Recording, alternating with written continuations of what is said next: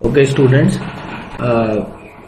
हम लोग पढ़ रहे हैं डेटा एनालिसिस और आज का हमारा टॉपिक है चार्ट्स। ओके, सो डेटा एनालिसिस का एक इम्पॉर्टेंट पॉइंट ये है कि डेटा को स्टोरी के फॉर्म में रिप्रेजेंट करें। ओके, जिससे जिससे डेटा से इंफॉर्मेशन निकल पाए।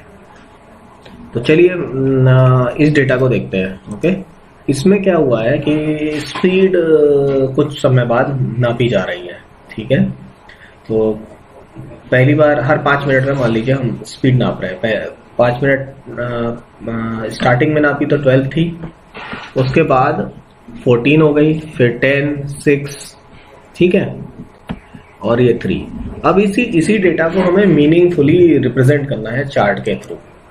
तो गूगल शीट्स या एक्सेल आपको चार्ट बनाने का एक प्रिविलेज देता है। ओके, तो आइए देखते हैं क्या कैसे होता है ये। सबसे पहले तो जो डेटा है जिस पर आपको चार्ट बनाना है उसको सिलेक्ट कर लीजिए। ओके, और ये इसके बाद इंसर्ट पे आइए। इंसर्ट पे आप देखेंगे कि चार्ट का ऑप्शन आ रहा है। चार्ट पे आ जाइए। ठीक है, चार्ट पे आएंगे तो वो बाय डिफॉल्ट एक बार चार्ट बना के दे देता है।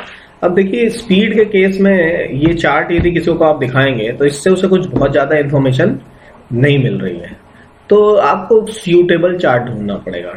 ठीक है, यदि ये मार्क्स होते तो एक सेंस मिलता, क्योंकि आप मार्क्स कंपेयर कर रहे होते। जैसे मान लीजिए ये 7 स्टूडेंट्स के मार्क्स होते तो आपको समझ में आता कि हाँ ठीक है, 5 के आसपास लगभग सभी के मार्क्स हैं, और ज्यादा और 10 की रेंज में ये मार्क्स हैं।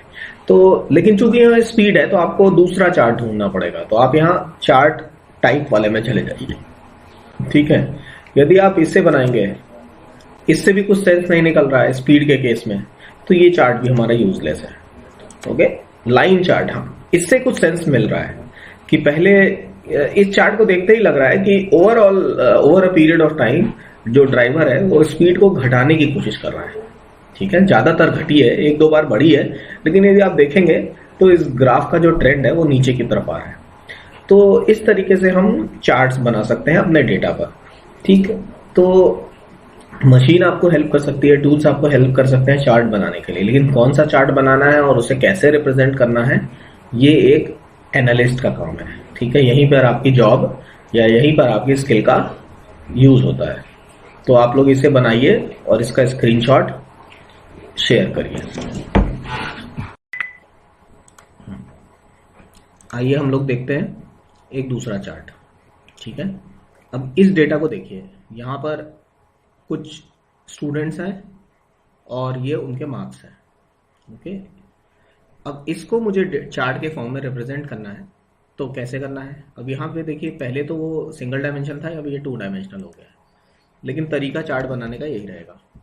आप सेलेक्ट कर लीजिए जो भी डेटा है। सेलेक्ट करने के बाद इंसर्ट, चार्ट पे जाइए। ओके, अब ये इसने ऑटोमेटिकली पाई चार्ट बना के दे दिया, लेकिन पाई चार्ट से कुछ सेंस नहीं बन रहा है। ओके, तो आइए देखते हैं सूटेबल कौन सा डेटा होगा। तो ऐसा लग रहा है कि यदि मैं बार चार्ट बना दूं तो इससे एक मुझे एक इंफॉर्मेशन मिल रही है कि इतने स्टूडेंट्स हैं, तो एवरेज सबके 20 के तो ऊपर दिख रहे हैं। एक तो हम ये कह सकते हैं कि स्टूडेंट्स बॉक्स में शेयर की जो करना है। परफॉर्मेंस है वो 20 से 30 के बीच में है। हेलो। तो अब इस चार्ट से हमें एक इन्फॉर्मेशन मिल रही है कि देखिए मिनिमम स्टूडेंट्स के, ज़्यादातर स्टूडेंट्स के मार्क्स 20 से 30 में, एक स्टूडेंट 50 तक पाया है। ओके, तो इससे हमें एक ओवरऑल नॉलेज मिल रही है इस डेटा की। तो हमें चार्ट बनाते सर समय भेज यही दिया। ध्यान रखना है। ओके, चलिए अगले चार्ट में क्या हुआ कि डेटा, पुराना डेटा वही है। ये वाला टेस्ट हमने पिछले चार्ट में कंडक्ट कराया था, अब हमने एक दूसरा टेस्ट कंडक्ट कराया है। ओके, और अब हमें ऐसा चार्ट बनाना है जिससे मुझे इन दोनों टेस्टों का, टेस्ट जो मैंने कंडक्ट किया है उसका कुछ ओवरव्यू मिले। ओके, तो मैंने आपको बताया कि चार्ट तो सिस्टम बना देगा, बट सूटेबल चार्ट सिलेक्शन आपका काम है। तो तरीका तो वही है, जिस भी डेटा पर चार्ट बनाना होता है उसको सेलेक्ट कर लेते हैं।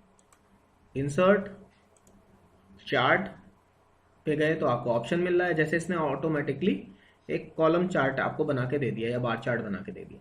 देखिए इसमें यदि आप देखें तो पहला टेस्ट ब्लू से रिप्रेजेंट हो रहा है और दूसरा रेड से। तो इससे आपको एक मिल रहा है, कंपैरिजन मिल रहा है कि किसके कम आए किसके ज्यादा आए, ठीक है। बट ओवरऑल ठीक है, आप इंडिविजुअल कंपैरिजन से चार्ट से कर सकते हैं, बट ओवरऑल टेस्ट में ओवरऑल बच्चों की परफॉर्मेंस इंप्रूव हुई या नहीं हुई, ये इससे नहीं दिख रहा है, ठीक है।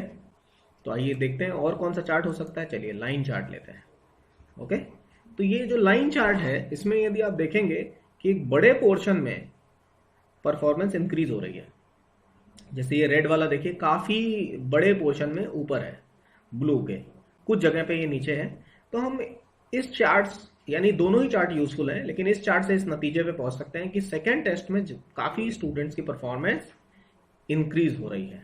ओके, जबकि इससे हम इंडिविजुअल कंपैरिजन कर सकते हैं कि हाँ ठीक है, पहले स्टूडेंट का पहले में ज्यादा था कम था, इस तरीके से।